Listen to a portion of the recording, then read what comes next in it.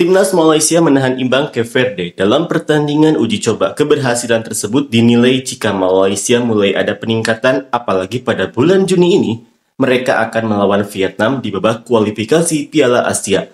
Seperti inilah komentar fans Malaysia. Untungnya pelatih juga mengerti, dia mengeluarkan pemain yang serakah. Revolusi sudah dimulai, tapi harus bersabar dengan prosesnya, ada peningkatan sedikit demi sedikit. Semoga Santok beserta para penjilatnya tidak bunuh diri ketika melihat pemain tanpa identitas Malaysia yang membantu mencetak gol dan menyelamatkan martabat Malaysia dari kekalahan.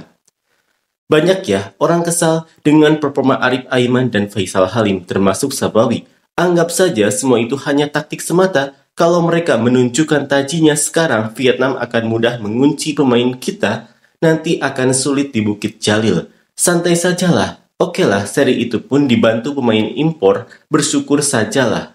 Uji coba lawan tim peringkat 72 yang lebih fisik dan teknis bisa seri, itu sudah pintar. Mau bilang Arif Aiman serakah, dia kasih ke Pawi juga enggak gol. Berapa kali umpan silang tidak ada yang menyambut. Pawi itu striker kenapa waktu menyerang tidak masuk ke kotak penalti. Waktu bertahan dia diam di dalam kotak penalti. Mungkin pasangannya saja yang tidak cocok. Seharusnya pemain-pemain dari JDT tidak dipanggil, karena mereka semua juga tidak bisa main. Mainnya tamak, karena biasanya di JDT pemain impor yang mencetak gol, mereka ini tidak perlu dipanggil lagi. Seharusnya panggil saja pemain-pemain dari Kedah, Selangor, dan Kuala Lumpur, karena mereka main demi lambang di dada. Semoga setelah ini Peter membuang semua pemain JDT. Masuk pemain asing baru gol. Apapun secara keseluruhan main bersungguh-sungguh, taktik mantapkan lagi, dan cara mendapat gol harus ditingkatkan.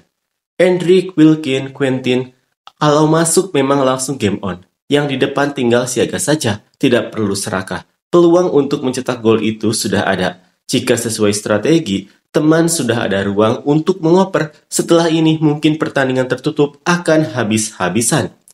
Kalau mau main sendiri lebih baik main bulu tangkis. Menit ke-70 Faisal sudah menunggu di depan itu. Tapi anak itu mau coba sendiri. Kiper sudah menutup ruang. Untung anak itu keluar diganti langsung gol, serakah sekali. Pemain lokal bukan tidak bagus. Bagus saja kalau kena caranya. Ada caranya. Lihat siapa pemain terbaik tadi. Terima kasih, Fam. Sadarlah, ukuran main peran penting. Jangkauan pemain, jangan salahkan DNA bahan mentah kita. Terima realita, jangkauan pendek. Perbanyaklah membangun bahan mentah untuk mengatasi jangkauan pemain internasional. Pemain lokal, kalau tidak serakah, sudah pasti susah jadi pencetak gol. Buanglah sifat serakah itu, karena ini mainnya tim. Bukan mau mengkritik, tapi kenyataannya, setiap pertandingan pasti mau serakah, mau jadi pencetak gol. Malaysia kalau penuh pemain lokal pasti serakah di depan gawang. Semua mau mencari kejayaan pribadi, tidak memikirkan kerja sama tim. Permainan sudah bagus, mantapkan lagi. Senang melihat semua pemain bekerja keras.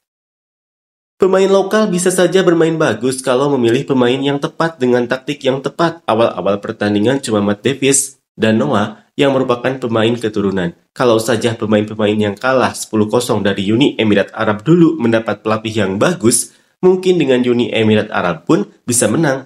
Pemain-pemain itu lebih banyak yang bagus di dalam skuad.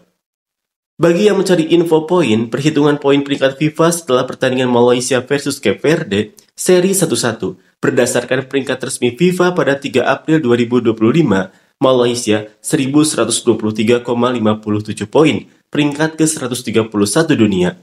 Cape Verde 1344,37 poin, peringkat ke-72 dunia. Pertandingan persahabatan internasional antara Malaysia dan Cape Verde pada 29 Mei 2025 berakhir dengan seri 1-1. Kita bisa memperkirakan perubahan poin menggunakan formula FIFA. Kesimpulan, setelah pertandingan seri 1-1 ini, diperkirakan Malaysia akan mendapatkan sekitar 2,0 poin peringkat FIFA. Cape Verde akan kehilangan sekitar 2,0 poin peringkat FIFA. Peringkat terbaru FIFA yang akan menunjukkan perubahan ini secara resmi akan dirilis pada 10 Juli 2025. Perlu diingat, FIFA mungkin memiliki cara pembulatan atau penyesuaian kecil dalam perhitungan resmi mereka. Sepak bola Korea tahun 70-80-an dengan sepak bola Korea sekarang tidak sama. Kita sudah jauh tertinggal. Terbukti formula racikan TMC yang paling efektif untuk diterjemahkan oleh Klapowski menjadi revolusi bersama pemain-pemain Harimau Malaya. Semoga bisa menang untuk pertandingan tertutup nanti dengan kehadiran pemain fase 3 sebelum bertemu dengan Vietnam. Kalau gameplay Malaysia seperti ini, saya rasa Malaysia bisa bersaing melawan Vietnam. Lihat babak kedua, pemain-pemain Cape Verde banyak bermain bertahan.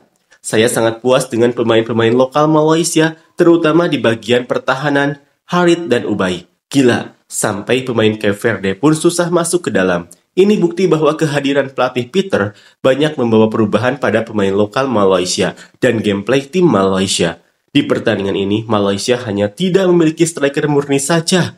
Semoga Rodrigo datang nanti, di bagian serangan ada perubahan yang signifikan. Pertandingan ini untuk babak kedua, memang Malaysia tampil sangat baik, meskipun banyak pemain lokal yang digunakan Malaysia. Ini adalah peningkatan yang sangat baik untuk Harimau Malaya. Ingat, pertandingan yang penting adalah melawan Vietnam nanti. Ayo para ekor harimau, kita guncang SNBJ. Kalau bisa mengontrol permainan seperti ini melawan tim yang peringkatnya jauh lebih tinggi, masa kalian tidak yakin lagi kan? Sok-sokan bintang dan mau main serakah saja si Arif Aiman ini. Kalau dia oper ke Faisal Halim, pasti sudah bisa gol dan hasilnya bisa 2-1. Dengan aksi malam ini, masuknya Dion dan Hevel, Malaysia akan menang 2-0 saat bertemu Vietnam di Bukit Jalil. Malaysia seharusnya bisa menang. Serius rugi. MVP Liga Malaysia kalau dia mengoper ke Pawi atau Faisal saat peluang 1 lawan 1 di depan gawang itu, 80% bisa dibilang gol sudah. Itulah bedanya dengan pemain pengganti seperti Enric, Jose, Wilkin. Kerja sama tim mereka lebih baik. Cristiano Ronaldo dan Messi pun melakukan passing kerja sama tim. Sayang sekali, Arif, dribble dan terobosannya kuat. Kalau dia bisa bermain seperti di Liga Super, menciptakan peluang untuk Bergson mencetak gol, begitulah seharusnya bola dioper ke Faisal atau Pawi tadi, di depan gawang. Sangat disayangkan, Malaysia.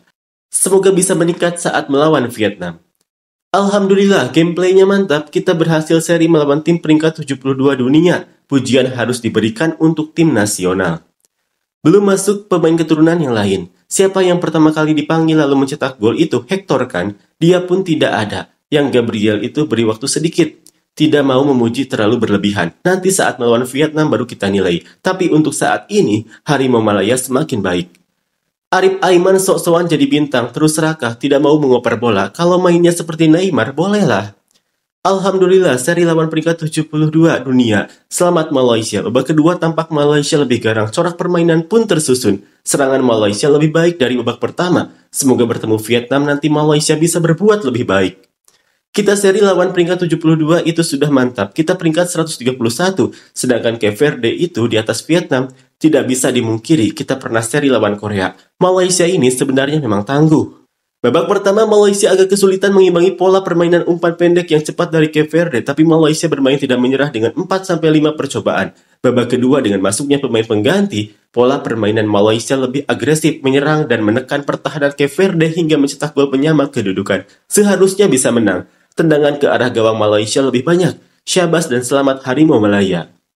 Sejujurnya, hasil yang adil karena bermain dengan tim yang peringkatnya lebih tinggi, tekanan yang diberikan oleh para pemain patut dipuji. Hanya saja bagian tengah perlu diperkuat lagi. Apapun itu, selamat karena menyajikan permainan yang menghibur. Menurut pendapat saya suka permainan 1-2 antar pemain, tiki-takanya enak, bisa cetak banyak gol malam ini. Saya sempat berpikir apakah Malaysia lebih baik atau Cape Verde yang kurang baik padahal peringkat 72. Tapi ketika saya melihat Alvin Fortes masuk pun tidak bisa memberikan dampak. Jadi memang Malaysia bermain lebih baik. Terkejut juga melihat Alvin pun bisa diikat oleh Ubay.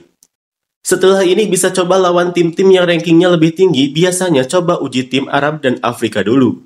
Peringkat naik berapa? Selamat kuda tua Paulo Jose. Teringat kata-katanya, saya ingin memberikan penampilan terakhir yang terbaik saat kualifikasi Piala Dunia waktu itu. Dia bilang dia sudah berumur, semoga ada penerus.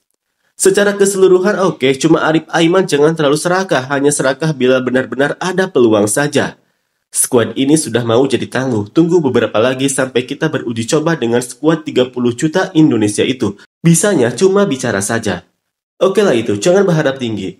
Baru beberapa pertandingan di bawah pelatih baru. Babak pertama kita lihat tim pun tidak semua dari pemain utama. Kita melawan tim yang lebih baik dari segala aspek. Peringkat, klub yang pemain Cape Verde ikuti, fisik, semua jauh lebih baik. Seri ini sudah terhitung hasil positif. Terlihat pemain kita tidak takut bersaing. Babak kedua masuk beberapa pemain reguler langsung terlihat serangan. Toh pemain inti ada lagi yang tidak ikut tim.